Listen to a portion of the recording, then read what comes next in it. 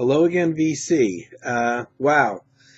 I create one video thanks to Carm for spreading the word for me. And I got a whole bunch of people subscribing, and I certainly wouldn't have gotten those people on my own. There's absolutely no doubt about it. I have another channel that I created about 2 years ago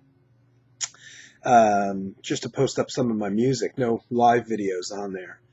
And I think over the course of 2 years, I got maybe 10 people subscribing, and I got a whole bunch just as a result of Carm spreading the word. And literally every single person and every single comment, I have to thank you for. I got Rob Paniques, 1960, great guy. I've been commenting with him. Everybody, Ben Costello, Projector 4. Carm, of course, Daryl Washington. I went on, took a look at a bunch of his videos, and incredible range of taste he has. Fear No Arts, great person. Collison Medicine Horse, who's, people have commented on quite a lot on his writings and things like that. So I'm thrilled that he took the time to take a look at my video. And Axel Book, especially. Axel, really, thank you. Went out of his way to order my CD. Had to get it from. See, I know it's distributed somehow or other overseas, but he had to order his copy from England. I guess couldn't get it directly in his country, and I don't know. I don't know how it gets over there. I know there's a distribution in order, in process. There's a distribution process for it. I don't know how it gets overseas. Thank you so much for Axel for not only commenting, but taking really the time, and seemed like a bunch of effort to locate the disc. Really appreciate it. And Rob Paniques, 1960. Not sure if I think I said hello to you. Thank you. Very appreciative of everything, of all the comments that you guys left and the subscriptions, and I'm deeply touched. Seriously.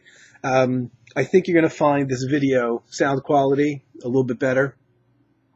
Unfortunately, the video quality is better also, and Lord knows, world does not need to see me in HD.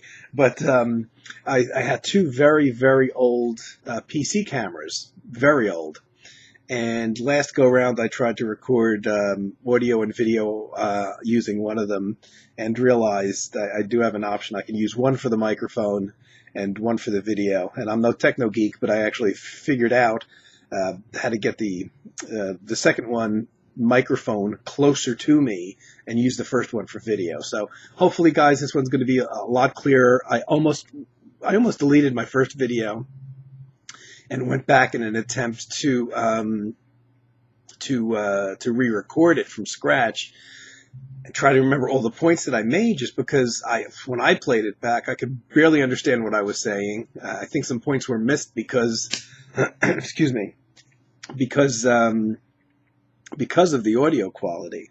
And so I'm thrilled that people actually, I'm amazed and very thankful that people sat there and bothered to sit and try to figure out what I was saying in this audio haze that was the sound of that recording.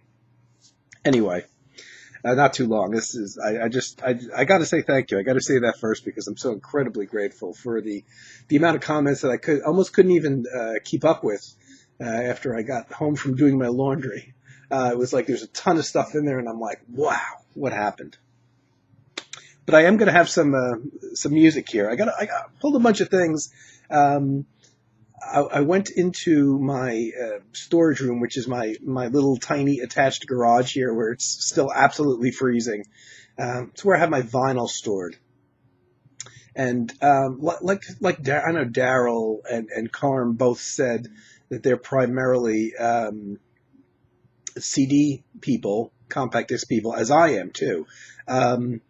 And it's probably not going to take me very long for me to run out of vinyl to show.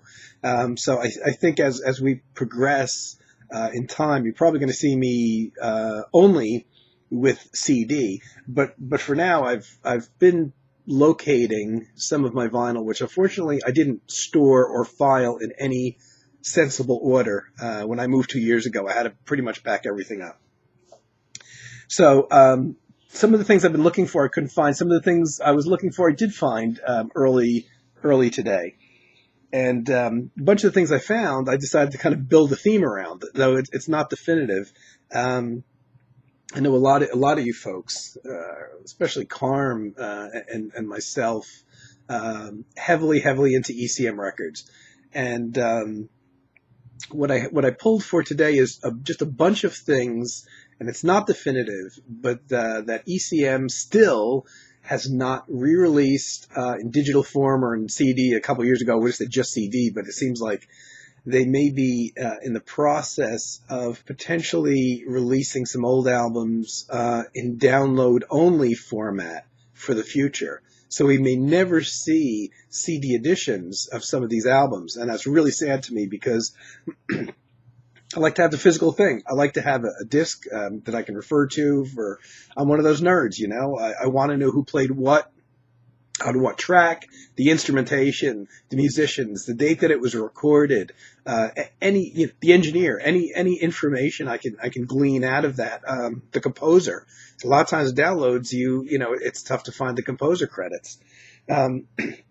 So there's a whole bunch of really early ECMs. I think Robin Kenyatta is one of them that I never ever got my hands on, that I was very curious about. So there's definitely things that I'm going to be missing here, and you have to pardon me because I'm a little congested. I've had a cold that just won't go away, not completely. It's settled in my chest and still bother me a little bit. So I'm gonna take a sip of tea, do a Derek cheers type of thing. Thanks for bearing with me, folks, and hoping that helps. Okay. So I'm going to start with some fairly obvious stuff here. And I'm going to show you. Yeah, this video is better. John Abercrombie's quartet that he had in the late 70s going into early 90. This is their third and last album. Yes, their third and last album, just called M, letter M. Excellent album. This is one of those vinyls that the very first track, called Boat Song, starts off so quietly, and my vinyl is so worn it absolutely ruins the experience. And unfortunately, ECM has not reissued it. This is the quartet. Personnel stayed the same. It was John's first, I think it was actually his first working steady band, because things like Timeless, with Jack DeJohnette and Jan Garbarek were things that were put together for that particular session. This was a working band for starting in 78, 79. They went into 80. I think they made it into 81, just barely. Fantastic. Richie Byrock on piano, which was my introduction to him. George Mraz on bass, who's played anywhere and everywhere in the jazz world, and Peter Donald on drums. The guys are fantastic. This was my introduction to all three of them. And at this point, John is still playing that lovely electric mandolin that I spoke about in my first video, how I absolutely loved that period where he was using that, kind of defined his sound. It made him unique among guitarists, too, because of the way that he used it. So this album, M, was recorded in November of 1980. The album just prior to it, their band's second album, was just called The Abercrombie Quartet. No title. I don't know if you're going to be able to see the picture of the four guys on the group. That was the prior album, their second album. Another fantastic album. Same guys, Peter Donald, George Mraz, Richie Byrock. Another album, absolutely fantastic, recorded November 79. I think there's one track off of this album, I think it's called Stray, that made it onto the John Abercrombie, I want to say it's the Works compilation that ECM put out. So there's like literally one track on here that's available on CD. I'm pretty sure it was on the Works compilation, but they did the Rarum compilations as well, which came out I don't know how long, maybe 10 years ago now. but the track may have been on the Rare Rum compilation. So, but literally, there's only one track off of that album that was available on CD in a more digital format. I didn't find, and I have their first album, which was recorded in '78, just called Arcade, which was the same four guys, same band, and the same situation, which is the reason that I pulled these. These have not been made available on CD. Now, oddly enough, the Arcade album, this is the only instance of this I ever saw. There was a Japanese edition of Arcade that came out on CD. Somebody made a copy of it for me, which I don't know where I have anymore. But it was nice to get a quieted copy. I've never heard another instance that I can recall of ECM licensing out any of their albums for another country to release, like Japan, in terms of not in terms of the music in general, but in terms of things that ECM themselves hadn't released on CD. And recently I took a look and I saw it looks like the Arcade is going to be re-released on CD again, I believe, from Japan and not from ECM. And I'm pretty sure I'm correct on that. It hasn't been done as of this date, but March 2015. But that's very, very unusual for ECM. I'm sure it's not a bootleg. I'm sure it's legit. But I'm just not understanding the process involved and why that particular album would get released twice on CD over the years, both times in Japan when ECM themselves hasn't released it. I don't know what's going on, guys. Not going in any real logical order, but here's a personal favorite.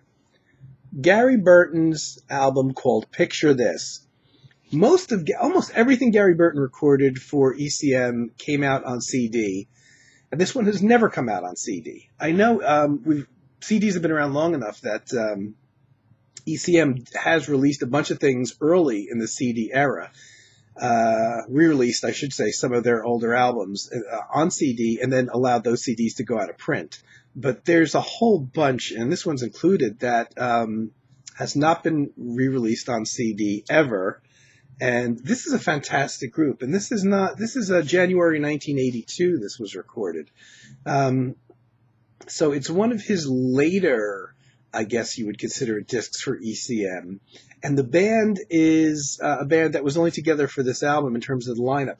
The thing that I love about this recording is the Japanese pianist Makoto Ozone played with Gary Burton for a whole series of Gary Burton's albums. And this was, I guess, just before he hooked up with Makoto Ozone. And in this case, there's no piano, there's no guitar, there's no other harmonic instrument besides Gary Burton's vibes and marimba that he plays. So it's a fantastic group. So he's got a drummer that I'm totally unfamiliar with. I believe is one of his students, Mike Hyman, on drum kit. He's got Steve Swallow on bass guitar, who's his longtime musical partner for many, many, many years. So he's got that electric bass thing going on. And if you know Steve Swallow, he really brought quite a lot to Gary Burton's recordings. They're very distinctive. For a lot of years, every Burton recording had Swallow on bass. And it's one of those things that I would just immediately hone in on. You put the record on for the first time and you listen to it, and you here's Gary's vibes, and here's that familiar bass sound. And it was almost like a warm, welcoming friend. So you've got Mike Hyman on drums, Steve Swallow on bass, Gary Burton doing the vibes again, and Jim Odgren on alto saxophone. Jim's another guy that I was totally unfamiliar with, which also, young guy, may have been a student of Burton's at the time. And what a great combination. Just wonderful and very accessible. There's no Gary didn't do a lot of free jazz kind of stuff. But very melodic. Most of the tracks, again, were not written by Gary. He's got a Charles Mingus track, Sound of Love, Chick Corea track, Waltz, Dream So Real by Carlo Bley, and actually 2 tracks written by the saxophone player. Excellent album. I love this album. And it astounds me that for whatever reason they just never chose to re-release Picture This. And I know on YouTube, I did a search on YouTube, and actually somebody has put up, the tracks to be heard from a vinyl rip. But I just like the quartet thing. I like the fact there's no piano there. There's so much depth to the vibes because the piano isn't there. It's fantastic recording, just fantastic recording. What else do I have? I'm missing something. I'm not really going in any kind of order. I spoke to Carm about this one. John Clark's Faces. John Clark, a French horn player. He's only got a couple releases out that I know of, and this is the only one he ever did for ECM. Recorded in April 1980. It's funny. It seems like I'm looking through these. It seems like there's a lot of recording obviously going on in the late 70s, early 80s at ECM. And it seems like a lot of their albums that they have allowed to go out of print and not re-released on CD come either from their earliest period or from this 79-80 period. I could be wrong, but it seems like, most of the things I'm pulling out seem to be from that period. So they're not the ultra early things. So John Clark was recorded in April 1980. John Clark on French horn. This is a fantastic band. David Friedman on vibraphone and marimba. Dave Friedman was one of the guys in Double Image. I showed one of Double Image's albums. Actually, their ECM album on my first video, which I could have included here because that also did not come out on CD. So that was Double Image Dawn, another album from, I think that's about 1978. And that's another one that ECM didn't release. So you got David Friedman, vibraharp and marimba, David Darling on cello, and John Christensen on drums. Don't get me started about John Christensen, my all-time favorite kit drummer in the whole world.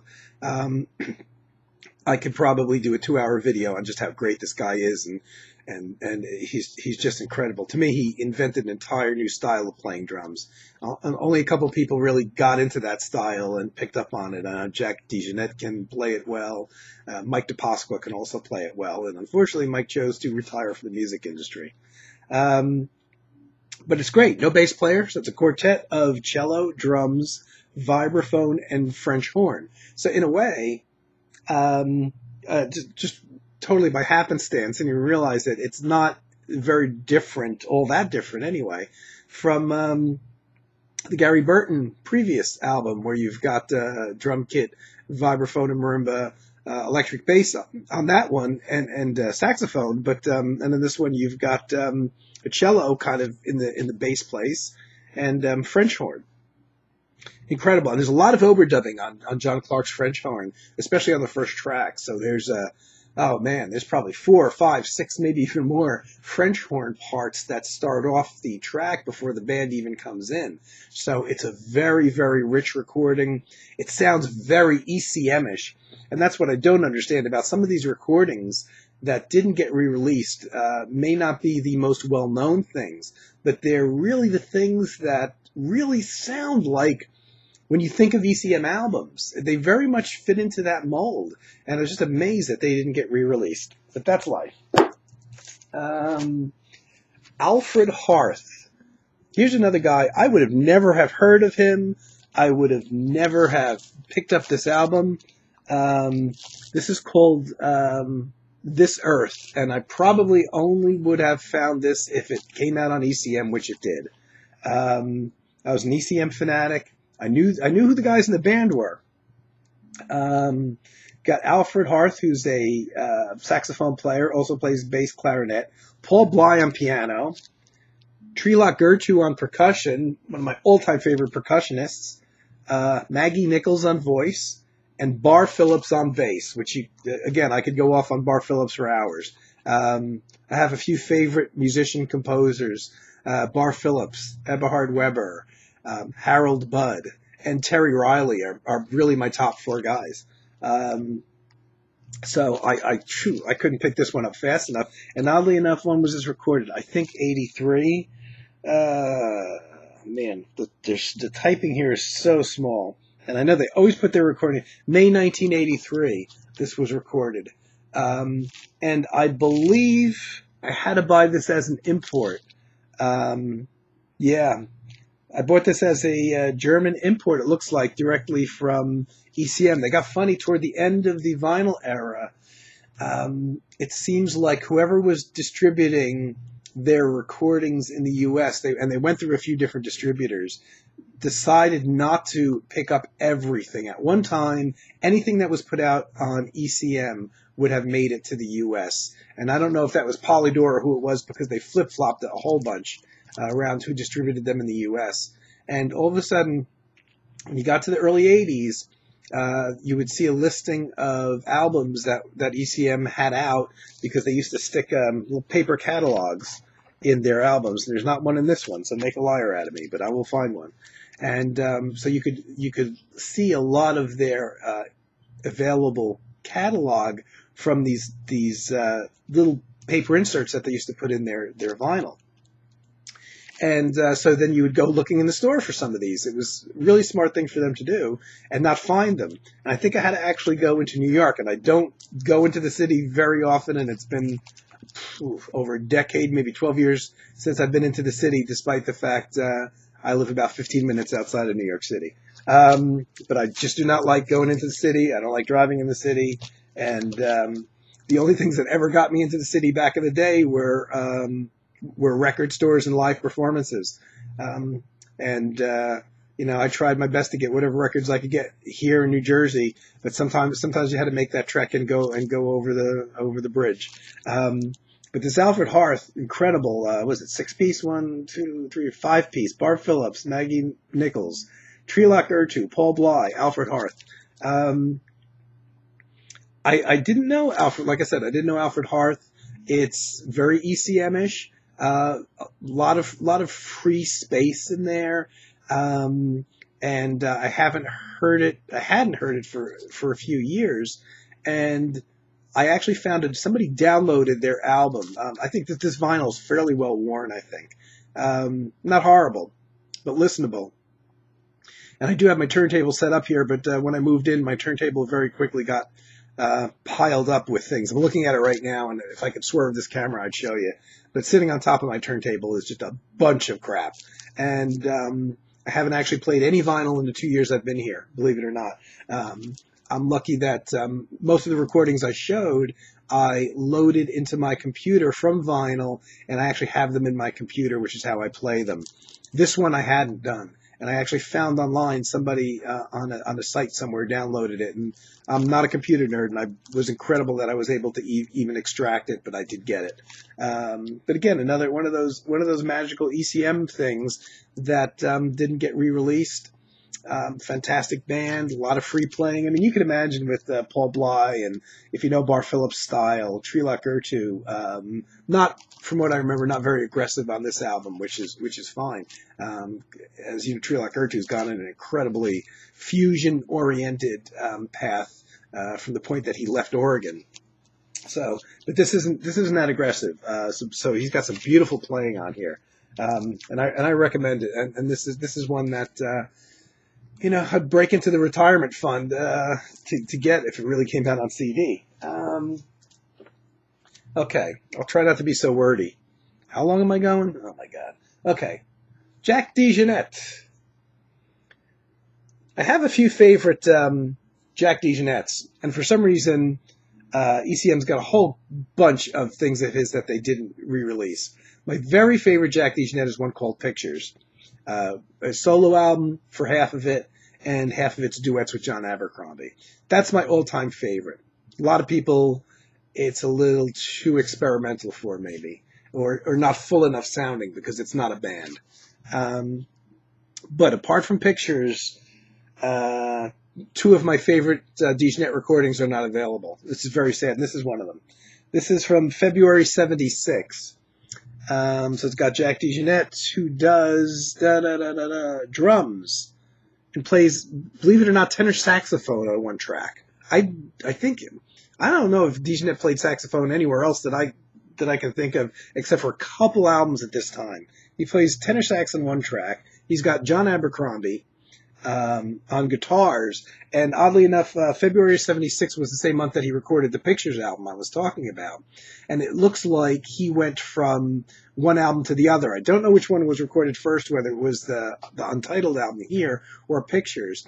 But he was he did a solo album, and Pictures, did 3 of the tracks there solo on his own, brought in Abercrombie for 3 others, and then recorded this album right after it or right before it, I'm not sure, with Abercrombie there. Alex Foster on saxophone, so he already has a saxophone player in the group, so it was kind of interesting that DeJohnette himself played sax on some of the tracks. Mike Richmond on upright and electric bass, both. And Warren Bernhardt on piano, electric piano, clavinet, cowbell. Warren Bernhardt was more known for, I think he's a New York State guy, so I think that's how DeJohnette would have known him, because that's where Jack lives. But Warren Bernhardt, he was in Steps Ahead for a while. He's probably a studio musician. I know he's backed up other musicians, and has tons of his own recordings.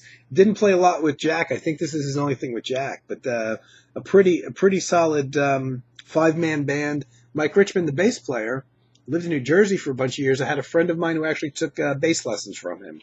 That's an interesting or not interesting aside. Okay, moving on. Jack DeJohnette's, I got this damn thing covered. Not much to see. Jack DeJohnette's Directions, New Rags. This was the album after Untitled, I believe.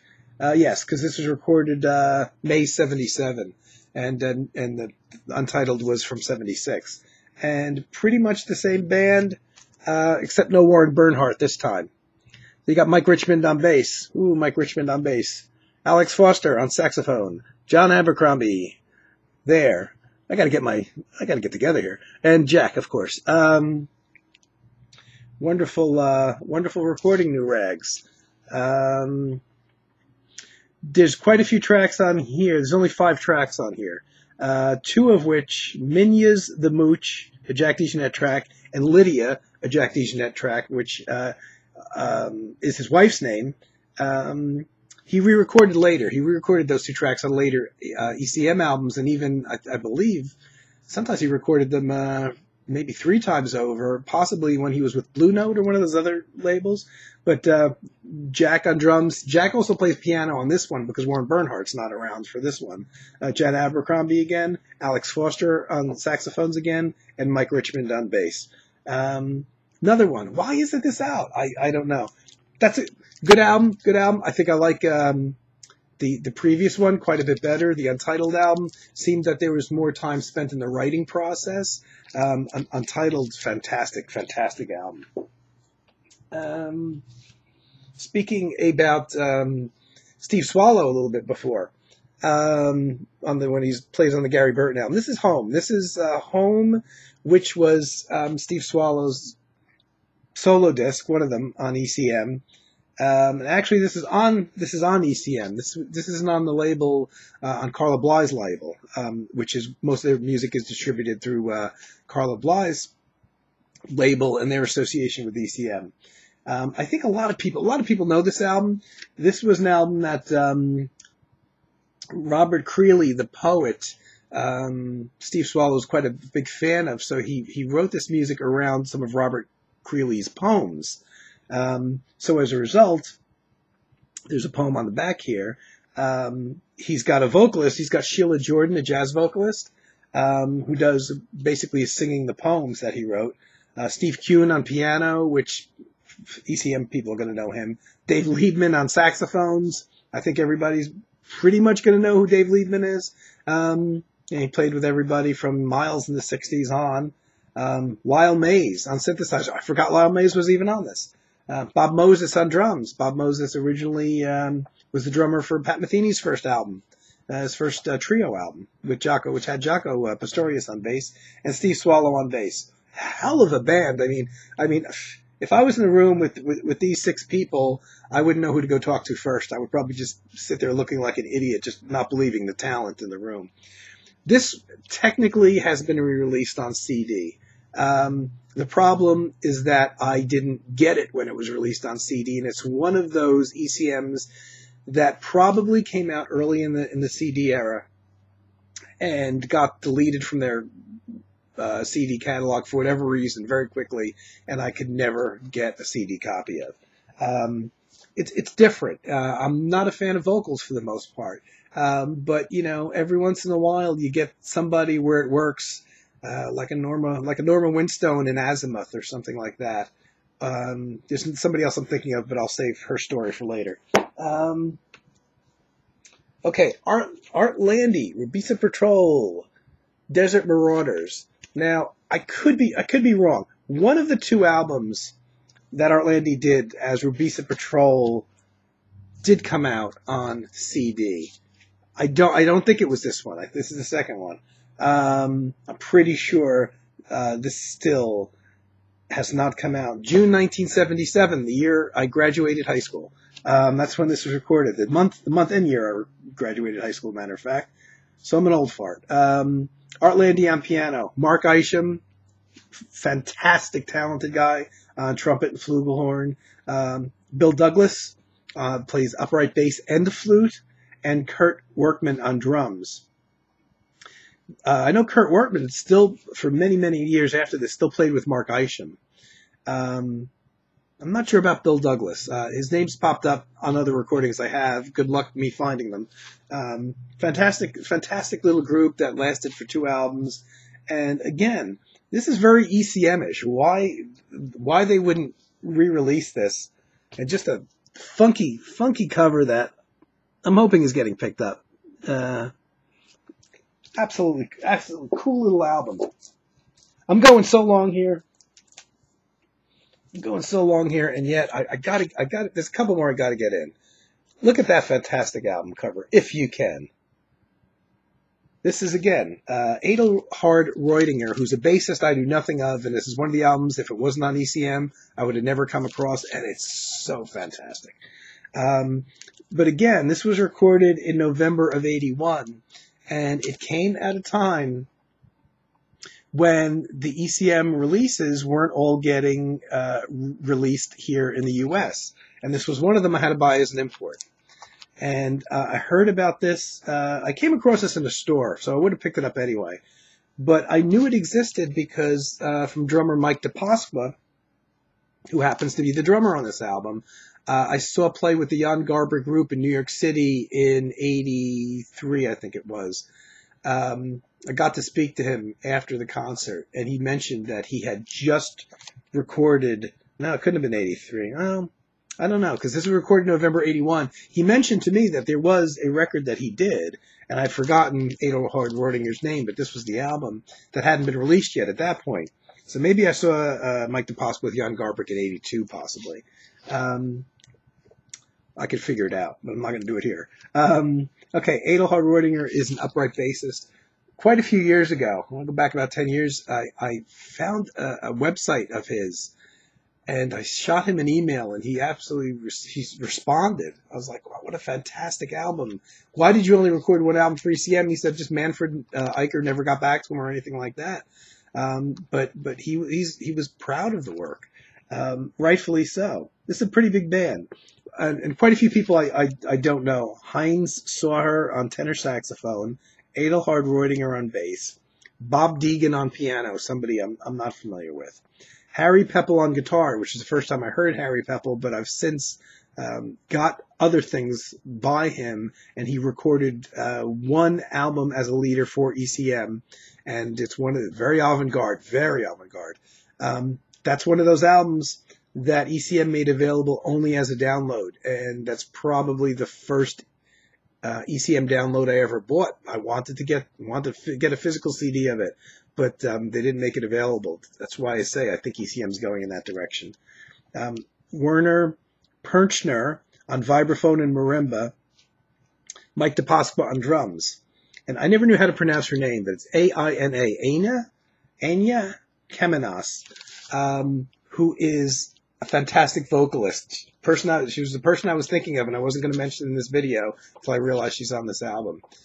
Absolutely floored by her vocal talents. Her and Norma Winstone are pretty much one of the very few, or a couple of the very few people I would even bother to listen to in terms of vocalists. I'm not much of a fan of vocal music. I first discovered her, Ms. Keminis, on a Bar Phillips album, a trio album, absolutely incredible, which I'll show in a future video, called Journal Violin 2. And it was just a trio of bassist John Sermon on saxophone and Anya Keminas on vocals. So there's no harmonic instruments on there. A haunting, beautiful album, Journal Violin 2. And it was the first time I heard her sing. And her pitch is incredible. So she'll sustain notes, and somebody else will be playing that same note on saxophone. And they match perfectly. Just an incredible vocalist that I thought was somebody that was European, because the first few times I saw her or heard her on albums, there was no photographs. So I figured she was probably of the age of somebody like John Sermon, which I was totally incorrect. It turns out she was very young when she recorded. Back, I think the Bar Phillips album was in '79. And of all things, I figured she's so European in style. This is not an American, only to find out many, many years later, because the internet's around now and it wasn't then, that Miss Keminas is, of all things, a Californian, a vocalist in California. She was very young when she did these sessions in '79 and '81, and she played in Marilyn Mazur's group and was a member of that for a while, and or off and on continues to be, possibly. What an incredibly talented vocalist. Just knocks my socks off to hear her, and this little diminutive person. And I actually got to speak with somebody who or emailed anyway, somebody who played with her at one point and said beautiful person as well. So that Adelhard Reudinger is one of those albums. I love that album. It's so typically ECM. I don't know why they never released it. I mean, maybe I could see the sales weren't there because the vinyl never even got released in the U.S. That's an import copy again from ECM Germany. But man, I just that deserves to be. I could just, all you ECMers that sit there like to maybe look out the window at stars or whatever when you're listening to albums. That's an album to do it to.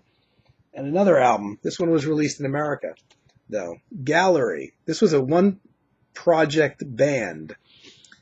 Even though several years after this album came out, they did at least one gig, a free gig of all things, that I got to see. Most of the band was intact, not the whole thing. Gallery was recorded in May 1981. Dave Samuels on vibraphone and marimba. Oddly, this is the first time I heard Dave Samuels.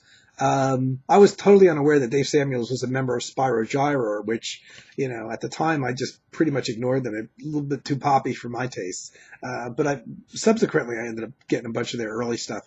But whereas everybody else in the world would know Dave Samuels as the guy from Spyro Gyro, which, very popular group, I knew him as the guy from Gallery and from playing, on a bunch of ECM things. Mike DePasqua again on drums. Mike, come out of retirement, buddy. What a just those two guys alone would make me buy the record. But then you get Paul McCandless from Oregon, doing soprano saxophone, oboe, English horn. David Darling on cello. I mean, what a band. And Ratso Harris on upright bass. Fantastic. Upright bass, cello, drum kit, vibraphone, marimba. And Paul McCandless playing over the top. And a typical ECM sound. I don't know if you can see this band picture. Now, Dave Samuels, which is in the center, was teaching at a New Jersey college, music college. And one Sunday, probably about 2 years after this album came out, had a free concert in the afternoon, on a Sunday afternoon of Gallery. And it was probably, it was one of those college-sponsored things or something. And, a bunch of people were there. But my friend and myself, we were the only, rabid ones, sitting there drooling. And actually got up and spoke to the band afterwards. Now, it wasn't a whole band. Dave Samuels was playing with them at the time. Paul McCandless was with them. and David Darling was with them. But the bassist, Ratso Harris, was not. They had a temporary fill-in bassist and a drummer. The drummer was unknown. The bassist was no less than Mark Johnson, who went on to record as leader for ECM and played. Mark Johnson wasn't quite as well known then. I think he had already played with Bill Evans at that point. He must have, because that would have been after Bill's passing or right around the time Bill Evans passed. So I thought Mark Johnson was fantastic. He was new to me at the time. Fantastic bassist. I kind of wish that version of Gallery would have stayed together and done something as well, but they didn't. I think that was a one-time only thing. And Mike DePasqua was not playing with them on drums. At that point, the reason he wasn't playing is because he was touring with the Jan Garbrick group. Now that I think about it, this was a hell of a weekend. The night before, I saw the Jan Garbrick group Saturday in New York City. And that's when Mike DePasqua was playing with them. And in the audience was Paul McCandless, who was in the area because he was playing with Gallery in New Jersey the following Sunday. What a weekend. That's one of the things you want to relive, you know. Just fantastic. But why ECM? May 1981, never put out again on CD. And you know, maybe it would have stood a chance if the band made more recordings, but I don't know. This is going to go real long. Tom Vandergeld, Bill Connors, Roger Janata. This is such a shame. This is so much of a almost classical ECM type of thing, because it's one of those things that when people talk about chamber jazz, man, this is it. And this was available in the U.S. at least. February 1979, it was recorded.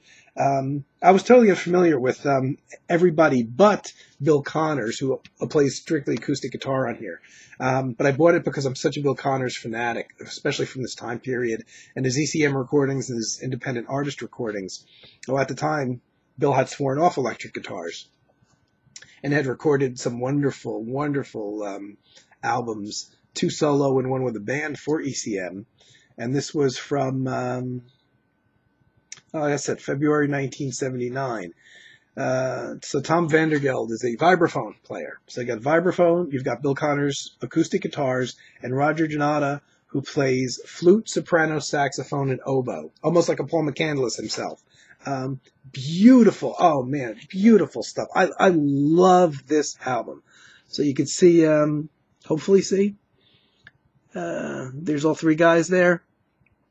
What an incredible recording. And one of those is, you know, this needs to be on CD just because it's so quiet. There's no percussion. There's no drums, no electric guitar, no noise, you know, so it's a very quiet. This is another look up at the stars and listen to this fantastic album thing. Tom There's only 5 tracks on here because they run kind of long. Tom Vandergeld wrote 4 of them. Bill Connors wrote 1 of them. That's a, man, anybody that likes ECM, I think would like that album. Just fantastic. I know I'm running long and you know, sorry guys. This goes back early. The Music Improvisation Company, and look at that ridiculous price I paid for it. 49 cents sealed. This was sealed. And of course, I bought this probably around 1981 or 82, so it was before the CD era, in a record store sealed. Very avant-garde, and people like myself who wasn't really aware of the earliest ECM stuff prior to this, realized how avant-garde a lot of their stuff was. When the catalog number is 1005, which I believe would make this the 5th recording ECM put out. And it was recorded August 1970. Derek Bailey on guitars. I mean, if you know Derek Bailey, you know, you're going to know the sound of this. Evan Parker on saxophone. Hugh Davis on live electronics. Jamie Muir on percussion. Jamie Muir that was in King Crimson. I think this was prior to him joining. Yeah, it would have been prior to him joining Crimson. And Christine Jeffrey, a vocalist, female vocalist. Wasn't familiar with. Very avant-garde stuff. Very dark. But great. But I could see them maybe not re-releasing this. I wish they would. But when you're talking about commercial potential, this is not a Pat Metheny record. That's for sure. But I'm glad I have this. I'm glad I have this, and I kind of wish more people would have heard it. You know, if you know Evan Parker and Derek Bailey's stuff, you know what this sounds like. Another one.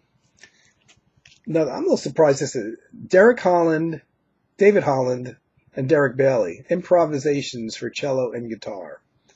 I had to look twice. I thought this might have been a Japo, but it's not. It's an ECM release. 1013, which would have made it their 13th release. Dave Holland plays cello on this.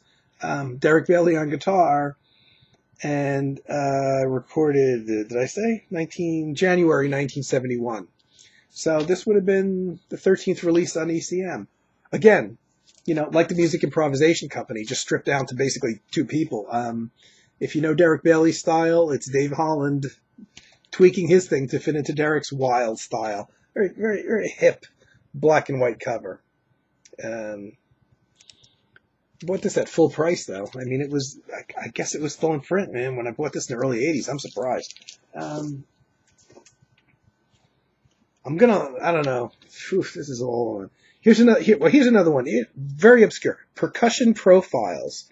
Oddly enough, I would have picked this up anyway because of the ECM catalogs that they used to stick in the discs. And here's another disc. I'm looking for an ECM catalog, and they didn't put it in this one. I actually heard this overnight on a late night radio show before I realized the album was actually out. This was recorded in September 77. It's George Gruntz, actually, is the composer and director of this group project that involved nothing but percussionists. Very kind of avant-garde, and when you think percussion, you think rhythms and beats. But I haven't heard this for a while, but that's not so much what you're going to hear on this. This is a very, very much an album of composed colors, I would say. Here's the lineup: George Gruntz, who actually plays some percussion, some gongs and things like that, crotales, but he primarily plays keyboards and synthesizer on that. Dave Friedman plays vibraphone and marimbas and some gongs. The other four members of the group are all percussionists. Dom Amramao playing percussion and gongs. I think people would know who he is. Freddie Studer, drums, cymbals, and gongs. People who know the group would know him, and he's done quite a bit since. Pierre Favre, who was recorded for ECM, also on drums. Jack DeJohnette, also on drums. Weird album from September 1977. Again, something not commercial. Probably at this point, the ECM sound. There's a look at the mess of percussion. Man, would I love to be in that room, and that would be Gruntz sitting right there on the keyboards. And all those gongs around them and everything. Wouldn't you love to be in that room, guys, though? Huh? Incredible. Pretty out there. And as a matter of fact, at this time, ECM had dropped the kind of Derek Bailey type of things. And this isn't that wild. But it's pretty avant-garde for them. It's interesting. It's an unusual project for them because George Gruntz didn't really record for them very much, if at all, after this point. Man, I know I'm going long. I'm gonna stop here, guys. I got other things, but you know what? There's other days. I want to say thanks to everybody. It made me feel great. All the acceptance, all the kind comments.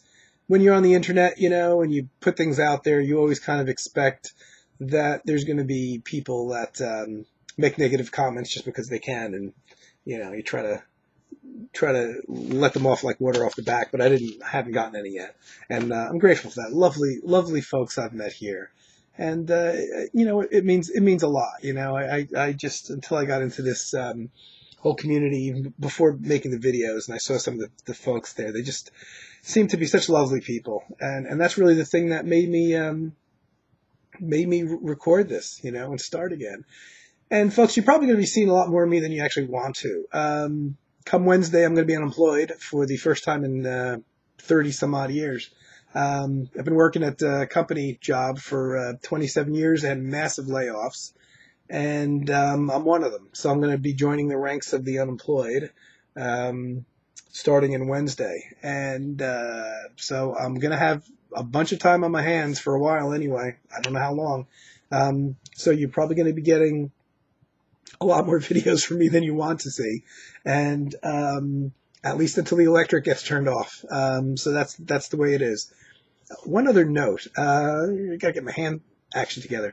Where I'm pointing right there. One of the things I loved about Karm's videos was he didn't even do this intentionally, but he's got a clock in the right where you can clearly see what time he records his videos, which I love too. It's a great reference point. And it's always interesting to me, when to see people recording videos, what time of day they're recording, whatever. And I thought, oh, that's great. I got to do that. It's a good reference for me, and just one of those things that, hey, if it doesn't mean anything to you, just ignore it. So, like most of my plans that didn't work out, I took out a clock that I have. And that's it. If you can see that little black dot up there on top of the cabinet above the guitar case, didn't realize that it would appear to be so far away you can't even tell it's a clock. Forget about what time it is. But like most things I try to do, they generally don't work out. But I'm still gonna try. I'm still gonna try to find a huge clock or something that maybe might not matter to anybody. But hey, I tried and it didn't work out. It even fell off. The funny thing is, a brand new clock that I had never even put up. I got it for Christmas, and I stuck a battery in it today for the first time. Put it up, and it very quickly went crashing down to the floor. My first try. Put the battery back in, got it working again, only to realize that it looks like a little dark spot on my video. Oh well. Guys, thank you so much again. I really appreciate you watching my videos. You're taking time to comment. Axel went so far out of his way to buy my CD. I'm just so appreciative of that. I'm going to be recording something soon. I look forward to hearing from you guys, and feel free to comment and everything. And just thanks again, guys, so much. Hope you have a great day. Bye.